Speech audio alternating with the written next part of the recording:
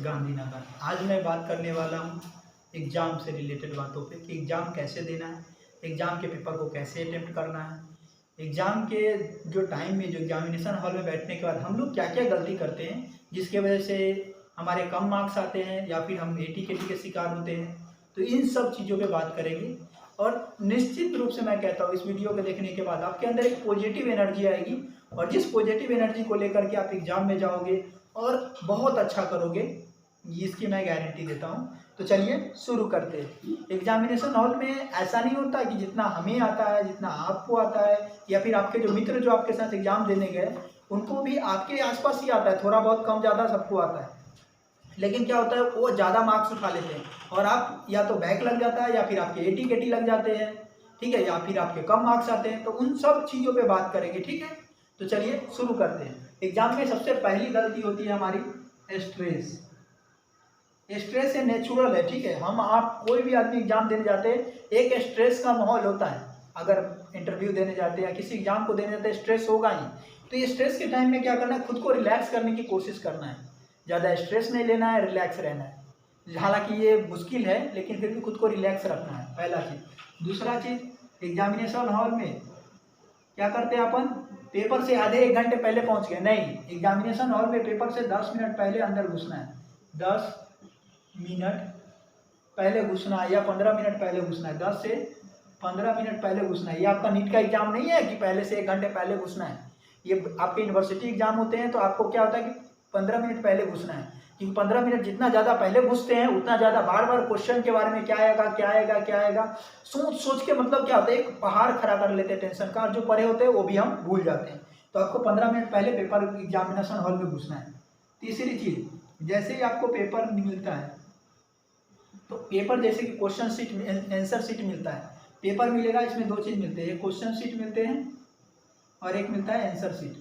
तो आपको answer sheet में अपना नाम, रोल नंबर, बाकी सिग्नेचर्स, फिर उसके बाद बार कोड वगैरह सब अच्छे से लिखना है, क्योंकि वही बार कोड वगैरह असेसमेंट में गलती नहीं हो, ताकि आपके सही से क्वेश्चन को जो आंसर शीट है वो चेक हो सके। दूसरा, जैसे ही आपको क्वेश्चन शीट मिलता है, 10 मिनट बाद क्वेश्चन शीट मिलता है आंसर शीट के बाद, तो 10 मिनट बाद जैसे क्वेश्चन शीट मिलता है तो क्वेश्चन शीट को सारे क्वेश्चंस को देखना है। क्वेश्चन देखने के बाद आपके साथ इन जनरल क्या होगा कि 20% क्वेश्चन या फिर 15 से 20% क्वेश्चन के आंसर आपको आते ही नहीं होंगे। आपको बिल्कुल रिलैक्स रहना है, क्यों, क्योंकि आपको कितने आ रहे हैं, 80%, 75 से 80% आपको आ रहे हैं और आपको पास होने के लिए कितने परसेंट चाहिए, 50%। और आप किसी भी यूनिवर्सिटी को उठा लो, चाहे वो आप किसी भी यूनिवर्सिटी का एग्जाम देते हैं वहाँ के टॉपर्स को उठा लो तो 70 से 72% नंबर ही यूनिवर्सिटी के टॉपर्स को आता है। तो 80% को अगर आप सही से लिखो तो आप 70-75% नंबर लेके आते हो, you got the topper ranker. आप एक रैंकर की तरह ट्रीट किए जाते हो अगर इतने को भी अच्छे करते हो। इतना को अगर आप अच्छे करो तो इसमें आपको 60% तो नंबर जरूर आएंगे, 80% क्वेश्चन को लिखो तो। अब बात करेंगे लिखने के तरीके को, जो क्या होता है कॉमन मिस्टेक जो हम लोग लिखने के तरीके में करते हैं। पेपर देख लिए, सबसे बड़ा मिस्टेक क्या होता है कि इंस्ट्रक्शंस को हम लोग अच्छे से नहीं पढ़ते, और इंस्ट्रक्शन को नहीं पढ़ते तो जिसका नुकसान हमें झेलना पड़ता है। आपको इंस्ट्रक्शंस को अच्छे से पढ़ना है। फिर भी मैं आपको इनकॉमन बता दे रहा हूँ, पहला वो जो पहला पेज होता है उसमें आंसर्स नहीं लिखने होते हैं, क्योंकि उसके बार कोड के बाद उसको फाड़ के हटा लिया जाता है। उसके बाद फर्स्ट पेज का जो साइड वाले पीछे होती है वहाँ पे 1 नंबर क्वेश्चन का आंसर लिखना है। जब आपने 1 नंबर क्वेश्चन का आंसर लिखना शुरू किया, मान लीजिए कि first question in general 10 marks के आते हैं, ठीक है, तो आप 10 मार्क्स से लिखना शुरू किए तो 2 से 2.5 पेज में लिखा आपने, 2-2.5 पेज का आंसर होता है लगभग। अब 2.5 पेज लिखा तो आधा पेज बचा हुआ रहता है ना, तो अपन क्या करते हैं, कुछ लोग क्या करते हैं, ये आधा पेज बचा है आधा से ज्यादा, तो क्या करते हैं दूसरा का आंसर, दूसरा नंबर आंसर लिख के उसी पेज में लिखना शुरू कर देते हैं। ये सबसे बड़ा मिस्टेक है, क्योंकि असेसमेंट के टाइम में इसको काउंट नहीं किया जाता है मार्किंग में इन जनरल, और इसमें क्या होता है आपके मार्क्स घट जाते हैं। ये जो आधे पेज खत्म होते हैं वहां से जो आंसर हम लिखना शुरू करते हैं ना, इस वजह से क्या होता है आपके मार्क्स घट जाते हैं, क्योंकि इसको असेसमेंट करते ही नहीं है। तो क्या करना है कि ये पेज अगर आधे में खत्म हुआ है तो फिर नेक्स्ट पेज से शुरू करना है दूसरा नंबर का आंसर, क्योंकि एग्जामिनेशन हॉल में आपके पास इतना पेज होता है ना कि आप सोचो मत, बहुत सारे पेज बचे रह जाते हैं। मेरे खुद के पेज बहुत सारे बचे रह जाते थे एग्जाम में, ठीक है। दो चीजें।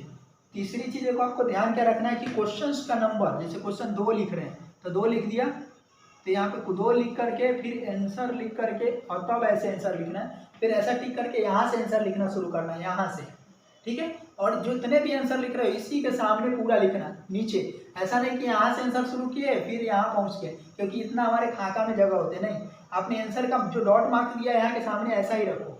ऐसा रखने से क्या होता है कि एग्जामिनर्स को अच्छा लगता है, और एग्जामिनर ऐसा नहीं बैठा हुआ है कि आपका लाइन बाय लाइन पढ़ रहा है आपने क्या लिखा है, नहीं, वो पूरा नहीं पढ़ते, वो सिर्फ देख लिया, ठीक है।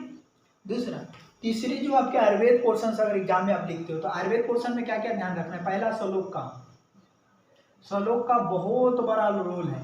अब मैं ये नहीं कहता कि उस क्वेश्चन से का ही श्लोक लिखना है। आप पूरे बीएमएस पढ़े हो तो बीएमएस जो आपके पूरे जो साल भर पढ़े हो, तो मान लीजिए कि कोई अगर काल पूछा है, काल पूछ लिया, तो काल से रिलेटेड पूरे बुक्स में या पूरे अपने सिलेबस में जहाँ भी कोई श्लोक पढ़ा है तो यू कैन इनपुट उस श्लोक को उसमें डाल देना है। श्लोक लिख दिया, और जब भी क्वेश्चन का आंसर लिखो तो पहला लाइन आपको लिखना है। जैसे कि अगर निरुक्ति लिखना है तो निरुक्ति लिखिए, उसके साइनोनिम्स लिखिए। निरुक्ति लिख रहे हैं तो निरुक्ति के सामने लिखिए, फिर साइनोनिम्स लिखने के लिए एक लाइन छोड़ के नीचे लीजिए, साइनोनिम्स लीजिए, ठीक है। अगर उसके बाद अगर डिफिनेशन है तो डिफिनेशन लीजिए, तो डिफिनेशन लिख रहे हैं तो फिर डिफिनेशन के सामने इधर जगह छोड़ देना है, यहाँ पे थोड़ी जगह छोड़ देना है, ठीक है। ऐसा नहीं करना है, ये सब गलत बात है। या फिर ऐसा, ये जो गुंदा देते हैं ये सबसे बड़ा फॉल्ट है, ये सब एग्जामिनर इसको रिमार्क करता है और इसके नंबर्स आपके काटते हैं। वो कई बार क्या होता है रीअसेसमेंट में वो क्वेश्चंस को जब मार्किंग करते हैं तो उसको छोड़ देते हैं, तो ये चीज़ों का ध्यान रखना है। और जब आप उसके बाद फ्लो चार्ट जरूर बनाना है। अगर मान लीजिए कि आप किसी भी क्वेश्चंस को लिख रहे हैं तो उसको इस तरह से, मान लीजिए यहाँ पे लिख दीजिए, क्या कुछ भी लिख दीजिए, जैसे द्रव्य लिख दीजिए, मान लीजिए द्रव्य में लिख दे रहा हूँ, फिर ऐसे फ्लो चार्ट बना दीजिए, ठीक है। फिर आपको यहाँ पे काल द्रव्य, कार्य द्रव्य, फिर कारण द्रव्य लिखना है, ठीक है। फिर इसके कारण द्रव्य के फिर फ्लो चार्ट लिखना है। फ्लो चार्ट में इस तरह से खींचने हैं ना, जितना लंबा आप खींच सकते हो खींचो और ऐसे इसको बॉक्स में डाल देना है। इसको बॉक्स में डालने के बाद क्या होता है, और इस द्रव्य को भी इसको बॉक्स में डाल के फ्लो चार्ट ऐसे खींच के फ्लो चार्ट बना देने हैं। इस फ्लो चार्ट के मैटर को फिर आपको पेज में समझा के लिखना है, तो इससे क्या होगा, आपके पेज ज़्यादा से ज़्यादा बढ़ेंगे और एक्चुअल मैटर ज़्यादा होंगे, ठीक है। और श्लोक भी आप लिखोगे तो नंबर्स आपके आयुर्वेद पोर्शंस में आपके अच्छे उठेंगे। कई बार बहुत सारे लोग बोलते हैं कि सर हमें श्लोक तो याद ही नहीं है। कोई बात नहीं भाई, श्लोक मोह माया नहीं है। श्लोक लिखने से क्या होता है, नंबर कभी कभी ज़्यादा क्या होता है, श्लोक अगर लिखते हो तो एग्जामिनर आपके पेपर पे ज़्यादा ध्यान नहीं देता, लेकिन अगर आप श्लोक नहीं लिखते तो एग्जामिनर के पास थोड़ा टाइम बचता है आपके लिए देने के लिए। मान लीजिए एक पेपर को देखने के लिए उसको 3 मिनट से 4 मिनट टाइम देता है एग्जामिनर चेक करने के लिए, तो एक क्वेश्चन को जब वो देखने के लिए कोशिश करेगा तो 2-3 क्वेश्चन को अच्छे से देखता है, थोड़ा सा इसमें ये लिखा है। तो क्या होता है कि अगर आपको श्लोक याद नहीं होती तो कोई बात नहीं, आप फ्लो चार्ट को पुट डाउन करो, फ्लो चार्ट रखो, फिर उसको एक्सप्लेन करो, ठीक है, डिफिनेशन करो। और अगर मान लो कि उस टॉपिक से रिलेटेड नहीं है लेकिन उसका एक भी टर्म श्लोक में कोई और दूसरे श्लोक में आ रहा है, उस श्लोक को आपको बीच में घुसाना है।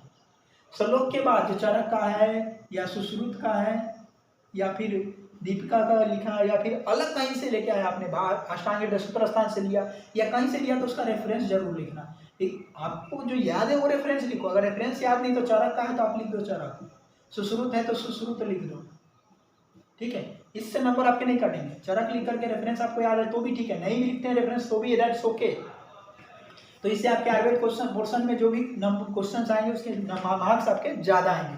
अब हम बात करते हैं मॉडर्न पोर्शन। अगर आप गायनी के मॉडर्न पोर्शन के पेपर लिख रहे हो या पीडियाट्रिक्स लिख रहे हो या फिर आप शल्य तंत्र यानी सर्जरी के पेपर लिख रहे हो, पंचकर्मा के लिख रहे हो, तो क्या मॉडर्न पोर्शन में आपको विशेषकर क्या ध्यान रखना है, चाहे वो आप एनाटॉमी के लिख रहे हो फर्स्ट ईयर में या फिर फिजियोलॉजी के पेपर लिख रहे हो, तो आपको क्या ध्यान रखना है ये चीज़ें को। फिगर पहला क्या लाइन लिखना है, डिफिनेशन जरूर लिखना है। अगर उसके टाइप्स हैं तो टाइप्स लिखने हैं, ठीक है, डिफिनेशन टाइप्स। उसके बाद क्या है, फिगर अगर कोई है तो उसको फिगर को ड्रॉ कर लेना है। उसके बाद उसके जनरल फीचर लिखने हैं, ठीक है तो लिखना है, नहीं है तो नहीं लिखना है, ठीक है। फिगर ज़्यादा से ज़्यादा ड्रॉ करना है, फ्लो चार्ट ज़्यादा से ज़्यादा ड्रॉ करना है, ठीक है। उसके बाद क्लिनिकल अगर कहीं पे भी कोई पॉइंट आ रहा है, क्लिनिकल एप्लीकेशन, ठीक है। अगर आप फार्माकोलॉजी लिख रहे हैं तो मैं आपको बोलूँगा फार्माकोलॉजिकल में थेरेपेटिक्स उसको लिखोगे ना, और उसके इफेक्ट, ठीक है, उसका इफेक्ट, इन सब चीज़ों को जरूर लिखना है। इन सब चीज़ों को जैसे ही आप लिखते हैं तो वैसे ही एग्जामिनर के माइंड में सेट होता है कि ये बंदा कुछ तो अच्छा करके आया है। पूरा एकदम सीक्वेंस से जब लिखते हैं हम किसी चीज़ को, अगर तो उससे क्या होता है कि आपका सिस्टमेटिक लिखा रहता है, तो एग्जामिनर सिर्फ उस पॉइंट को देखता है कि इसने डिफिनेशन लिखा, टाइप्स लिखा, फिगर ड्रॉ किया, ये किया, तो ये सब चीज़ को माइंड अप करते हैं और इससे आपके ज़्यादा से ज़्यादा मार्क्स उठेंगे, ठीक है। तो all the best for your examination. Thank you.